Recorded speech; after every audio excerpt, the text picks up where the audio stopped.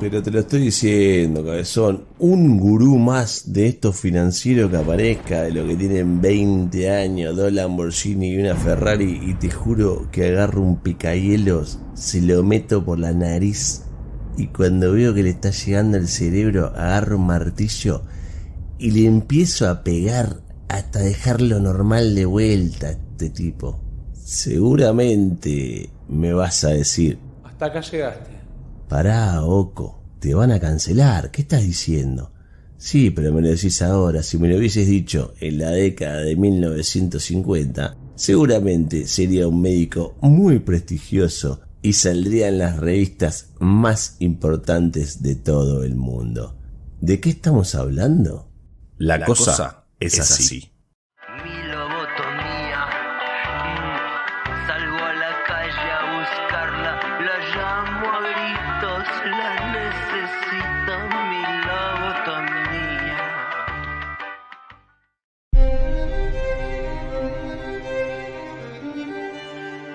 La lobotomía fue desarrollada en la década de 1930 por el neurocirujano portugués Antonio Egas Moniz. Moniz estaba buscando una solución para tratar pacientes con trastornos psiquiátricos que no respondían a otras formas de tratamiento. Observando que ciertas lesiones en el cerebro parecían mejorar algunos síntomas psiquiátricos, Moniz desarrolló la técnica de la lobotomía. En 1935, Moniz realizó la primera lobotomía en un paciente y pronto se convirtió en una técnica muy popular en todo el mundo.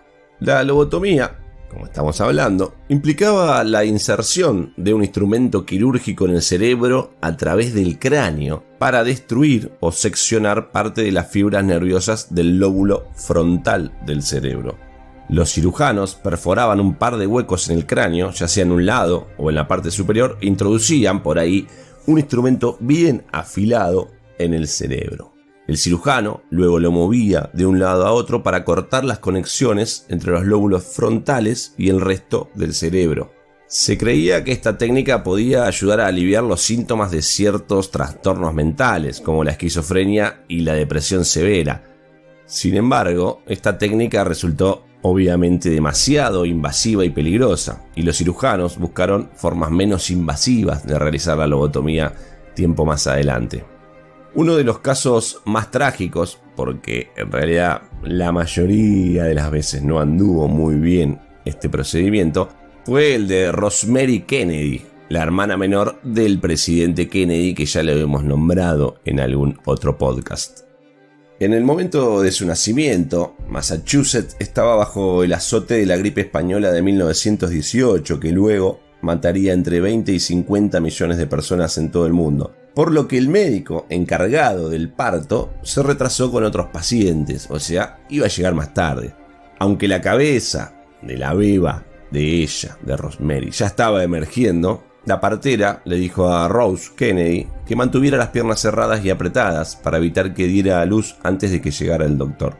Según un relato de la niñera y la institutriz de la familia, dato incomprobable, Rose siguió las instrucciones durante 2 horas de agonía.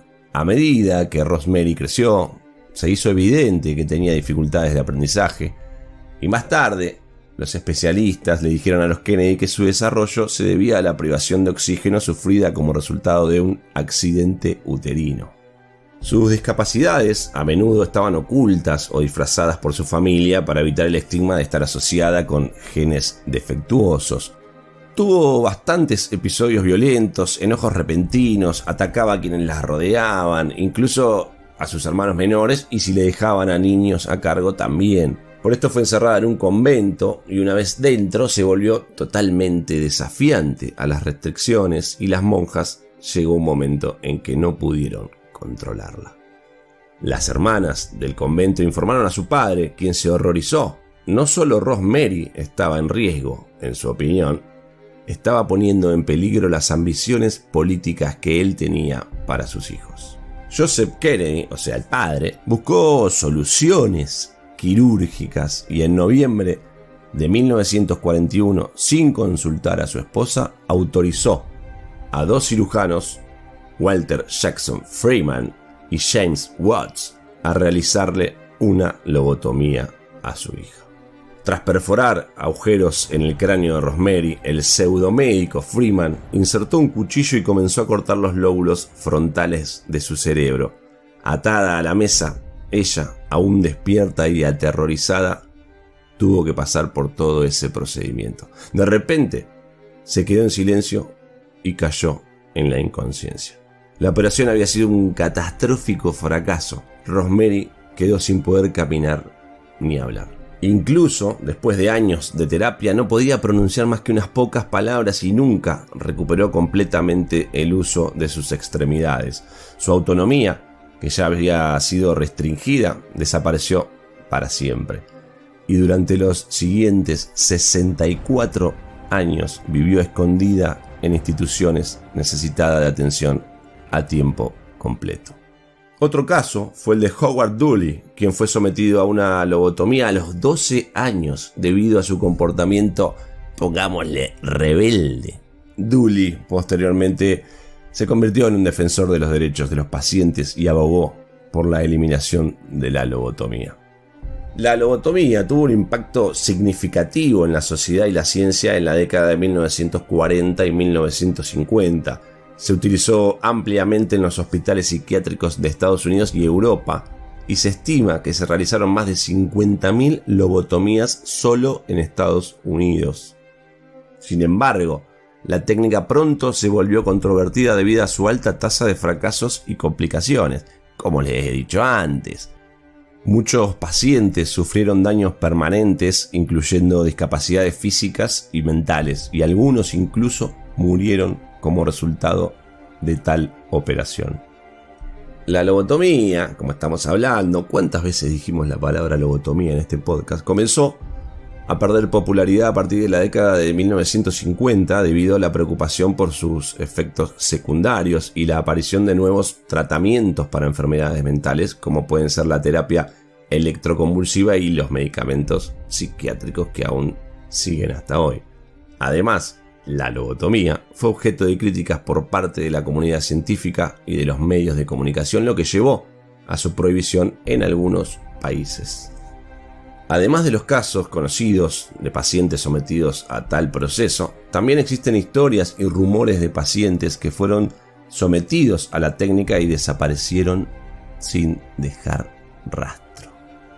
Algunos especulan que estos pacientes fueron víctimas de experimentos médicos ilegales y que sus cuerpos fueron ocultados para encubrir las prácticas médicas nefastas. Aunque no hay pruebas concretas que respalden estas teorías, estas historias alimentan la leyenda oscura que rodea ¿a quién? A la lobotomía.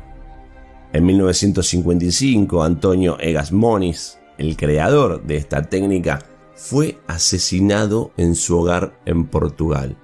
Si le querés meter más misterio a todo esto, el asesinato fue cometido por un antiguo paciente que había sido sometido a tal práctica llamada lobotomía, realizada por el mismo Moniz. Se cree que el paciente, quien había desarrollado problemas mentales graves después de tal operación, estaba buscando venganza por el tratamiento que había recibido. El asesinato de Moniz dejó un legado oscuro y trágico y añadió aún más misterio a la ya controvertida técnica de la lobotomía. Hoy en día la lobotomía se considera una técnica obsoleta y peligrosa que ya quedó en la historia, pero su legado oscuro continúa asustando a muchos. ¿Quién sabe qué otros secretos macabros podrían haber ocurrido en las salas de operaciones donde se realizaron estas técnicas horribles? ¿Qué pregunta? A pesar de que Moniz fue nominado varias veces al Premio Nobel de Medicina por su trabajo, qué ironía, hoy en día su legado está manchado por los efectos perjudiciales de la lobotomía. Y para despedirnos de este capítulo, los voy a dejar con una frase de un autor muy célebre, pero no les voy a dar el nombre, para que traten de imaginarse de quién es, que dice: la única manera de olvidar los errores que cometiste en el pasado es cometer errores aún más graves en el presente.